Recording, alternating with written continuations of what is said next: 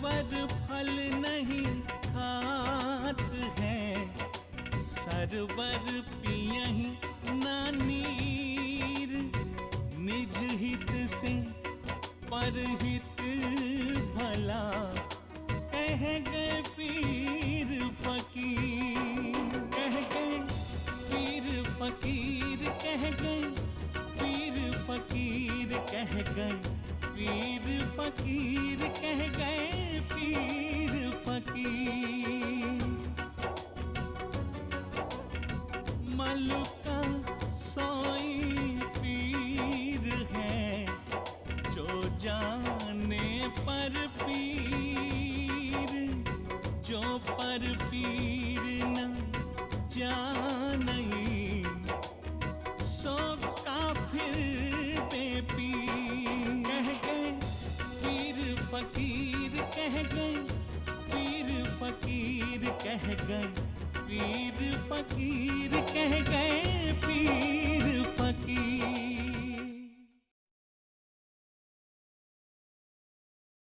नमस्कार, आप सभी लोगों का इस सतरंगी प्रोग्राम कह गए पीर फकीर में हार्दिक स्वागत है। दोस्तों, आज मैं बेहद खुश हूँ और वो इसलिए क्योंकि जब मैं यहाँ आई मुझे पता चला कि ये सजीला सुरीला प्रोग्राम आप सभी लोगों को बेहद पसंद आ रहा है। और इसका प्रमाण है देश विदेश से आए हुए लाखों दर्शकों के ढेर सारे पत्र और ईमेल्स। कई दर्शकों ने तो हमें अपने पसंद के दोहे और उससे जुड़ी कहानियाँ भी भेजी हैं। प्यारे दर्शकों, आप हमारे इस विनम्र प्रयास को इतना सहयोग दे रहे हैं, इस बात के लिए बहुत बहुत धन्यवाद। पर ज़रा ठहरिए, सुनिए वो पीर फकीर क्या कहता हुआ जा रहा है।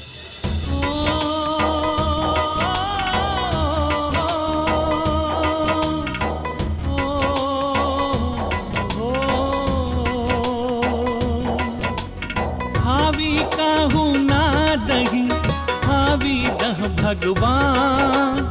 हावी ऐसी डबल है, कहीं रहीम यह जान, कहीं रहीम यह जान।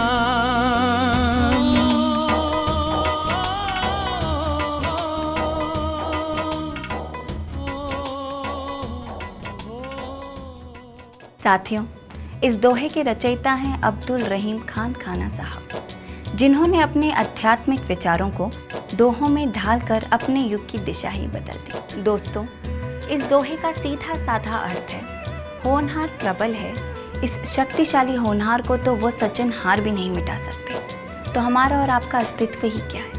चलिए आइए देखते हैं वो कहानी जिसमें इस दोहे का अर्थ छुपा है। चल सड़कों पे होगी क्या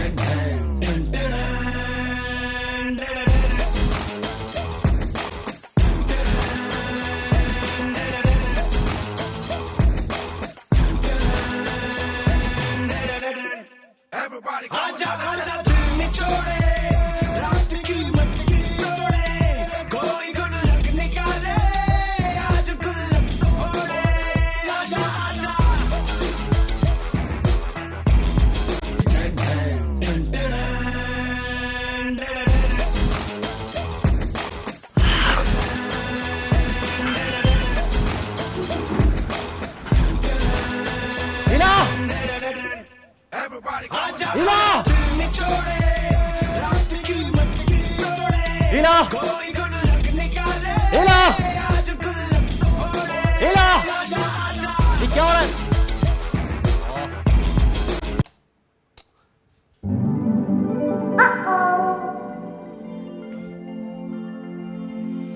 हेलो, इधर आइए। हाँ जी। सुबह सुबह भगवान का नाम लेते हैं, ये डांग टांग नहीं सुनते हैं, समझे आप? हिला। क्या बात है? ये सुबह सुबह गाना किसने लगाया था? मैंने लगाया था। वो भी इतनी तेज? वरना तुम्हारी नींद कैसे खुलती? ठीक है, तुम माँ बेटी को जो करना है करो, मैं चला ब्रश करने। ये लो पकड़ो। हाँ, आज तैयार हो के आता हूँ मैं। सूरज, सूरज। जी मैम साहब। थोड़ा बच्चे को बाहर घुमा कर लेकर आओ और सुला देना इसे। अच्छा मैम साहब।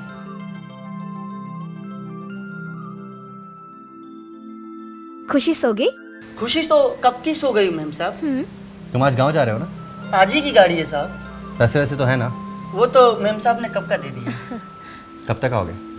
एक आध हफ्ते में आ जाऊंगा साहब। जाओ, अपना ख्याल रखना। राम राम साहब। राम राम। राम राम।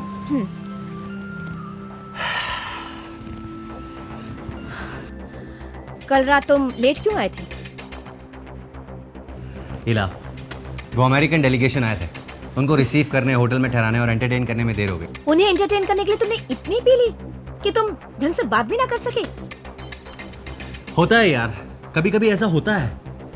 अगर डेलीगेशन के साथ तुम्हें इतना ही बिजी होना था तो क्या जरूरत थी सूद साहब को डिनर के लिए हाँ कहने के लिए? उनके मिसेस का 3-4 बार फोन आया था कल रात को। मैं क्या कहती उनसे? ओफो, अब ये डेलीगेशन वालों को भी बता के आना चाहिए था।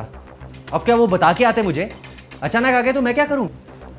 मुझे तुम फोन पर इन्फॉर्म भी तो कर सकते थे। यार मुझे ख्याल ही नहीं रहा। अच्छा, अभी इस बात का तो ख्याल है ना, तुम्हें मेरे साथ शॉपिंग पे जाना है? शॉपिंग पर? क्यों भाई, किस खुशी में? अब ये भी भूल गए 2 दिन के बाद हमारी शादी की सालगिरह है। लेकिन इला, सब लोगों को इनवाइट करना है, केक का ऑर्डर देना है और मेरे चेकअप के लिए साथ में डॉक्टर के पास भी चलना है। लेकिन आज मैं तुम्हारे साथ कहीं नहीं जा सकता। मतलब ये है कि ये सब करने के लिए ऑफिस की छुट्टी लूं? और वो तो तुम कर नहीं सकते। नहीं कर सकता इला, मजबूरी है मेरी। तो मैं भी कहीं नहीं जाऊंगी। जो करना है करो।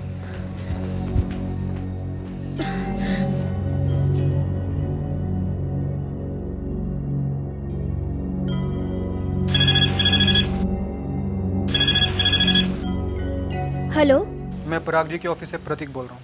जी कहिए। मेरी बात जरा ध्यान से सुनिए।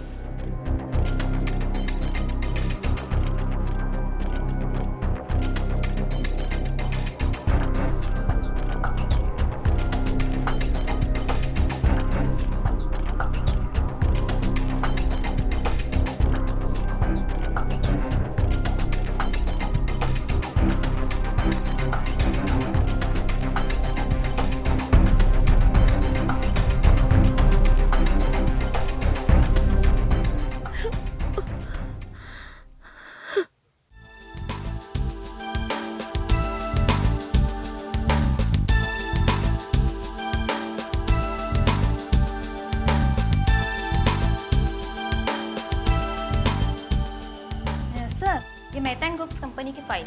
हाँ थैंक यू। अरे मिस आरती, हाँ जी सर। वो एमएस ग्रुप की टिकट भिजवा दी क्या? हाँ सर, वो तो मैंने कब की भिजवा दी। गुड। पता नहीं क्यों उनका बार बार फोन आ रहा है। और वो आरती की पेमेंट का क्या हुआ? हाँ सर, उनका चेक आया था, वो हाँ। मैंने बैंक में डिपॉजिट करा दी। ठीक है। जरा हिमानी आ गई? नहीं सर, शायद उनकी तबीयत खराब है, उनका फ़ोन आया था। ओके। ओके सर, मैं आती लिसन। हाँ जरा प्रतीक को भेजो। जी सर, अभी भेजती हूँ।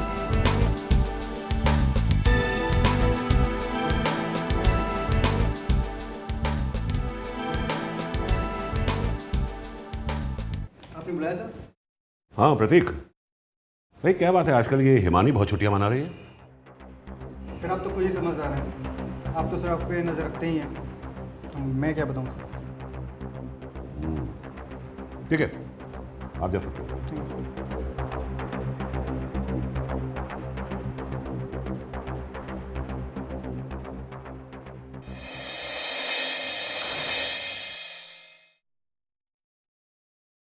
Good morning sir. Good morning, very good.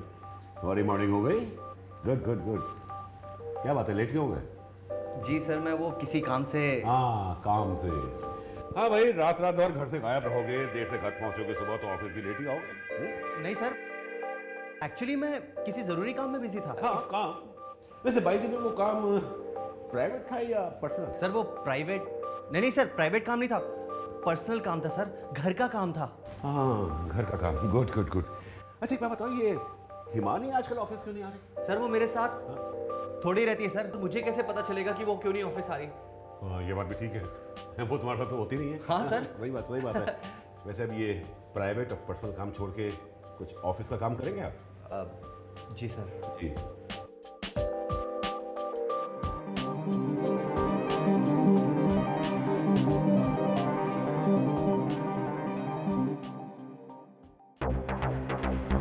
हाय प्रतीक। है पराग। हिमानी आजकल ऑफिस नहीं आ रही, क्या बात है? मुझे क्या पता यार, तुझे पता होगा। खैर, उसका फ़ोन आया था, वो बीमार है। See you.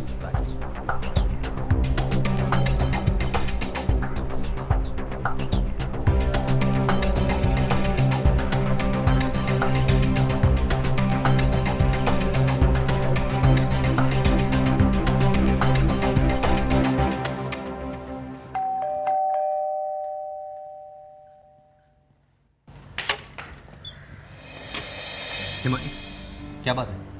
तुम ऑफिस क्यों नहीं आई? और तुमने फ़ोन भी नहीं किया यार। यूं ही तबीयत कुछ ठीक नहीं है। क्या तबीयत खराब है तुम्हारी? हाँ, मैं जानता हूँ कि तुम इतनी लापरवाह हो कि तुम डॉक्टर के पास तो गई नहीं होगी। चलो, मैं तुम्हें ले चलता हूँ डॉक्टर के पास। आओ। पराग,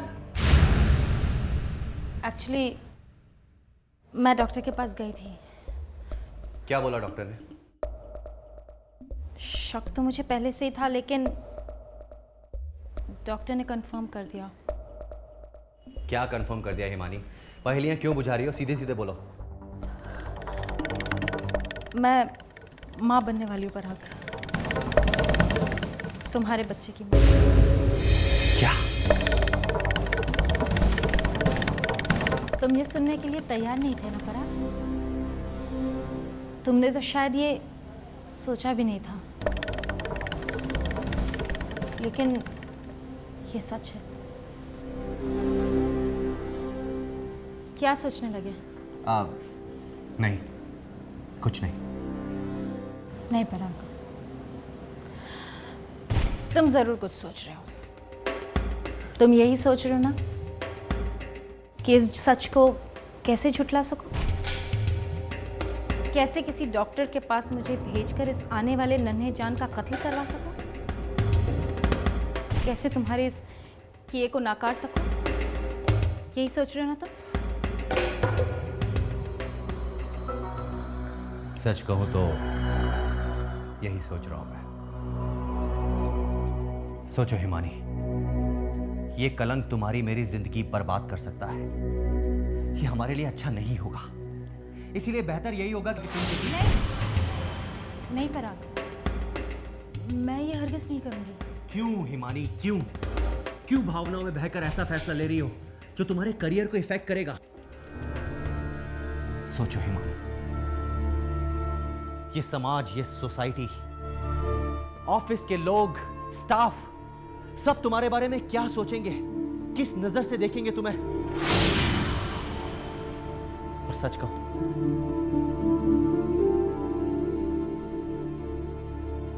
तो मैं इस पोजीशन में नहीं हूं कि मैं तुमसे शादी कर सकूं, क्योंकि क्योंकि तुम शादीशुदा हो, क्योंकि तुम एक बच्चे की बाप हो। डोंट वरी पराग,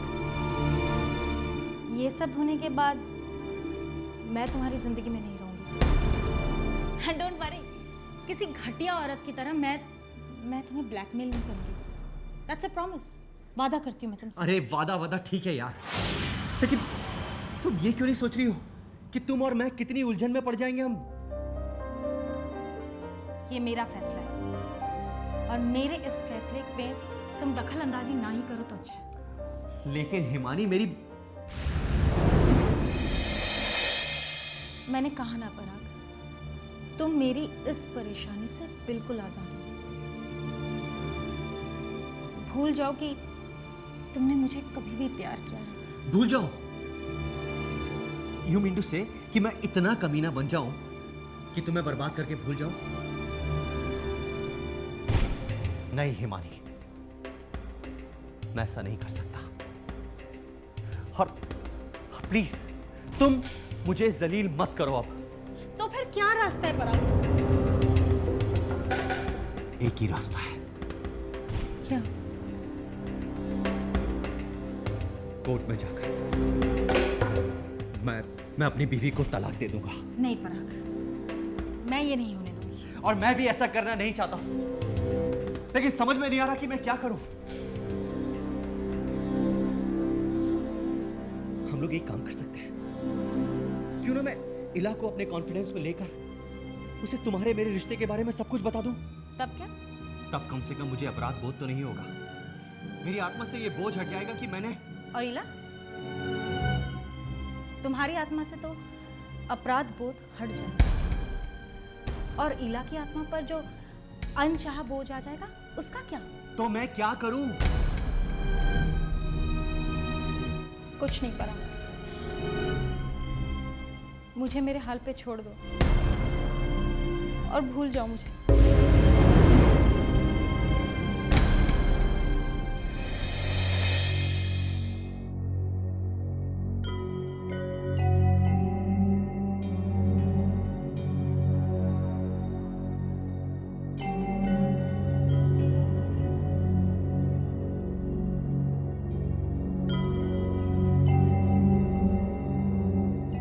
सुनो, ये हिमानी कौन है?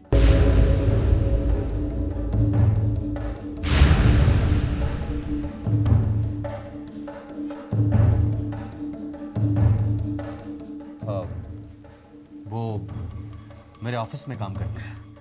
और तुमसे प्यार भी? उसी प्यार का नतीजा है जो वो अब तुम्हारे बच्चे की माँ बनने वाली है। ये सब तुम कैसे जानती हो? तुम्हारे ही ऑफिस के एक आदमी ने मुझे बताया है। इला, सच बताऊं, एक्चुअली मैं ये सब तुम्हें बताने ही वाला था। ये सच है कि वो मेरे बच्चे की माँ बनने वाली है। सच तुम कह दोगे ये मैं जानती थी, पर इतनी जल्दी इसका मुझे यकीन नहीं था। शर्म नहीं आई तुम्हें उसके साथ मुंह काला करते हुए?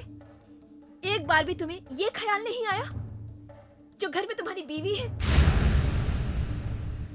जो तुम्हें अपना भगवान मानती है, अपने बच्चे का भी तुम्हें ख्याल नहीं आया? तुम बहुत ही नीच हो। इला, मैं तुम्हें कभी माफ नहीं करूंगी। तुम्हारी बच्ची तुम्हें कभी इज्जत की नजरों से नहीं देखेगी। तुमने उस किस्मत की मारी हिमानी के साथ बहुत बड़ा अन्याय किया है। तुमने कभी सोचा है कि वो इस हाल में कहां जाएगी, क्या करेगी? उससे पहले कि वो दुनिया और समाज के डर से अपने नाजायज बच्चे को कूड़े के ढेर में फेंक आए, तुम ऐसा करना, तुम उसके बच्चे को यहाँ ले आना, मैं संभाल लूंगी, उस तुम्हारा नाम दूंगी। नहीं,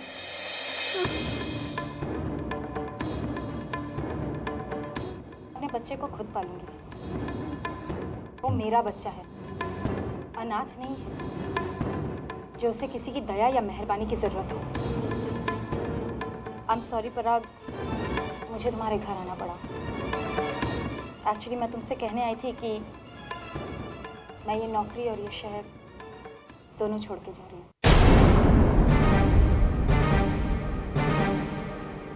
एक्चुअली ये सब बातें तो मैं तुम्हें फ़ोन पे भी कह सकती थी, लेकिन मुझे इनसे मिलना था। इला जी, मैं आपसे माफ़ी मांग रही हूँ। मैं जानती हूँ कि आपके इस दुख और तनाव का सारा कारण मैं हूँ। मेरी वजह से ही आपके इस खुशहाल परिवार के चार दीवारियों के अंदर दरार पहुंची है, और आपके दिल में क्या बीत रही है मैं पूरा समझ सकती हूँ।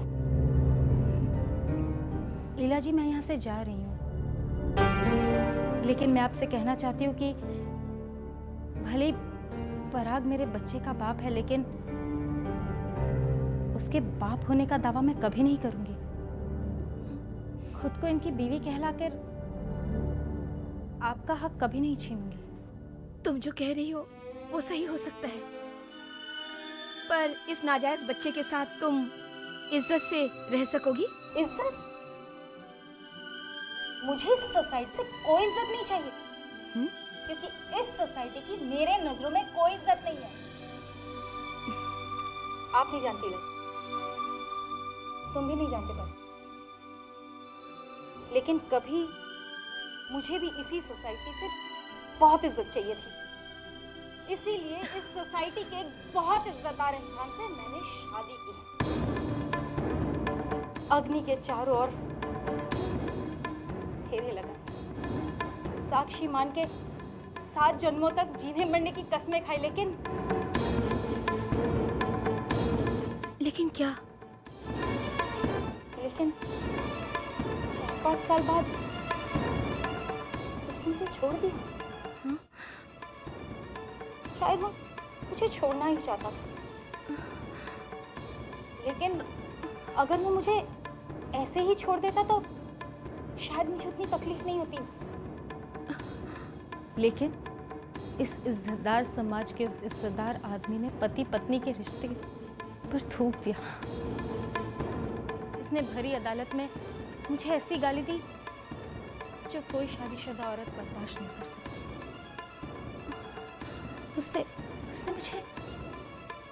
उसने मुझे बंजर भूमि, पांच और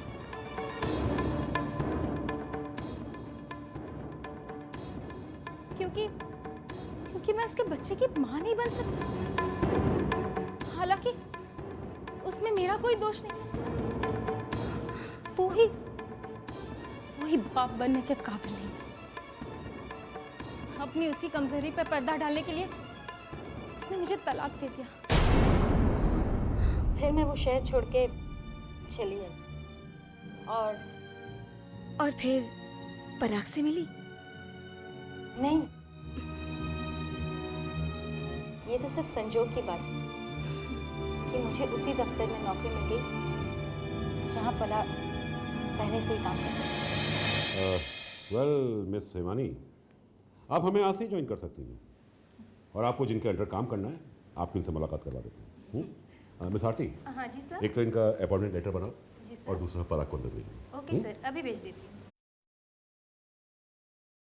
आपके यहाँ काम करके बहुत अच्छा लगेगा।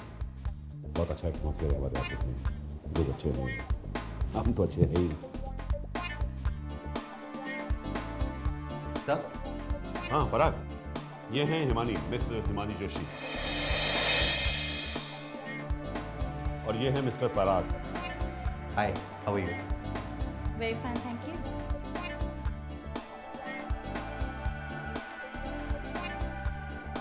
इन्हीं के साथ आपको काम करना है।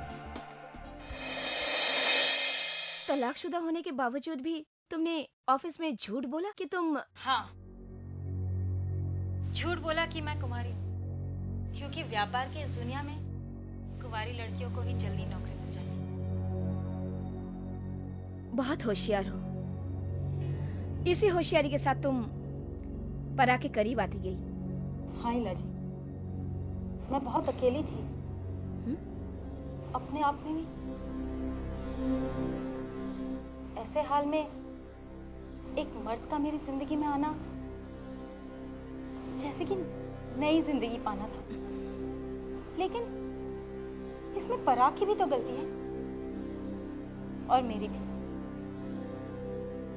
ये जानते हुए कि पराग शादीशुदा है, एक बच्ची का बाप है, मैं फिर भी उसके करीब जाती।